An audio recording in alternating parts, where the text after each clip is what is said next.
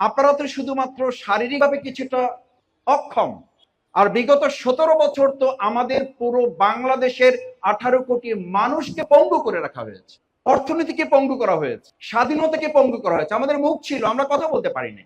আজকের এই খুবই ব্যতিক্রম ধর্মী, ফ্যান্টাস্টিক, ক্রিয়েটিভ একটি প্রোগ্রাম, অদম্য মেধাবীদের সংবর্ধনা অনুষ্ঠানের প্রিয় সভাপতি, সম্মানিত অতিথিবৃন্দ, আজকের প্রোগ্রামের সবচেয়ে বড় আকর্ষণ ঢাকা বিশ্ববিদ্যালয়, জাহাঙ্গীরনগর বিশ্ববিদ্যালয়, জগন্নাথ বিশ্ববিদ্যালয়, যারা শারীরিকভাবে কিছুটা সক্ষমতার ঘাটতি থাকলেও মেধার দিক থেকে অদম্য বাসনে এগিয়ে গিয়েছেন, তাদের জন্য সংবর্ধনার সে সমস্ত প্রিয় ভাই এবং বোনেরা, সুধীমণ্ডলী, অভিভাবক, শিক্ষক শিক্ষিকা বৃন্দ, আসসালামু আলাইকুম রহমতুল্লাহি ওয়া বারাকাতুহু। বাংলাদেশ ইসলামী ছাত্র শিবির আপনাদেরকে আজকে সম্বর্ধিত করছে। এটি ছাত্র শিবিরের আলাদা কোনো কৃতিত্ব না, কারণ মানুষ হিসাবে, মুসলিম হিসাবে ইসলাম আমাদেরকে দায়িত্ব দিয়েছে। আপনারা এখানে এসছেন, আপনাদেরকে আজকে ফুল দিয়ে বরণ করা হয়েছে, স্বাগত জানানো হয়েছে, আপনাদেরকে অভিনন্দন বার্তা জানানো হয়েছে।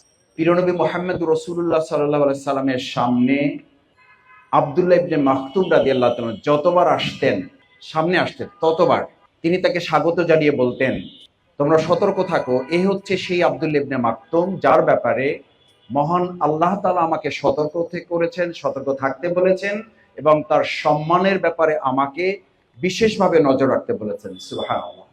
শুধু এখানেই শেষ? আপনাদেরকে এই সংবর্ধনা দেওয়া কি শেষ?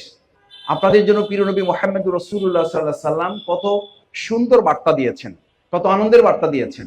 যারা দুনিয়ায় আল্লাহর নিয়ামতের কিছুটা ঘাটতির মধ্যে পড়েছেন, আল্লাহ রাসূল সাল্লাল্লাহু আলাইহি সাল্লাম বলেন, আমার দায়িত্ব হচ্ছে, আল্লাহ তাআলা আমাকে দায়িত্ব দিয়েছেন, কাল কিয়ামতে তাদের এই শূন্যতা, ঘাটতি পূরণ করা একমাত্র জান্নাতের মাধ্যমে সম্ভব এবং তাদেরকে জান্নাতে দেওয়া হবে। আমার সম্মানিত ভাই এবং বোনেরা, দ্বিতীয় কথা হচ্ছে, আপনাদের এই মর্যাদা ইসলাম যেভাবে দিয়েছে, একইভাবে আমাদের এই সুন্দর বাংলাদেশ আমরা যদি আপনাদেরকে দিতে পারতাম, পারলাম না কেন? পারলাম না তো এই কারণে, সূরা আনআমের 179 নম্বর আয়াতে আল্লাহ তাআলা বলেন, ওয়ালাকাদ জারানা লি জাহান্নামা কাসীরাম মিনাল জিন্নি ওয়াল ইনস, মানুষ এবং জিনদের মধ্যে কিছু মানুষই তৈরি করা হয়েছে। আপনাদের তো শুধু একটু হাতের সমস্যা, আপনাদের না হয় একটু কানের সমস্যা, আপনাদের না হয় একটু হাঁটতে সমস্যা, কিন্তু আল্লাহ তাআলা বলেন, আমি তাদেরকে জাহান্নামী করব শুধু এই কারণে, লাহুম কুলুবুল লা ইয়াফকাহুনা বিহা, তাদের অন্তর আছে কিন্তু এই অন্তরটাকে প্রতিবন্ধী বানিয়ে রেখেছে। ওয়ালাহুম আয়ুনুন লা ইউবসিরুনা বিহা, তাদের চোখ আছে কিন্তু তারা দেখবে না। ওয়ালাহুম উজুনুন লা ইয়াসমাউনা বিহা, তাদের কান আছে তারা শুনবে না।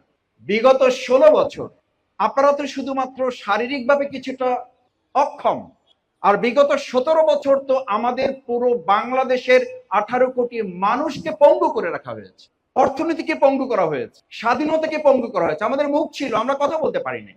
আমাদের স্বাধীনতা ছিল, ফ্রিডম অফ চয়েস ছিল, সেটাকে পঙ্গু করে রাখা হয়েছে, ডিসেবল করে রাখা হয়েছে। আমি আপনাদেরকে আজকে অনুরোধ করছি যে সুন্দর বাংলাদেশ বিনির্মাণ হয়েছে আজ, সেই বাংলাদেশ বিনির্মাণে আমি আপনাদের হুইল চেয়ারে করে এই লড়াইয়ে অংশগ্রহণ করতে দেখেছি এবং আপনাদের হুইল চেয়ারে করে অংশগ্রহণ করা 1 লক্ষ স্বাভাবিক মানুষের শক্তির চেয়ে আপনাদের একটা স্ক্র্যাচে ভর করে রাজপথে নামা আর একজন হুইল চেয়ারে ভর করে রাজপথে নামাটা 1 লক্ষ শক্তিকে অতিক্রম করে এই নতুন স্বাধীন বাংলাদেশকে তৈরি করেছে।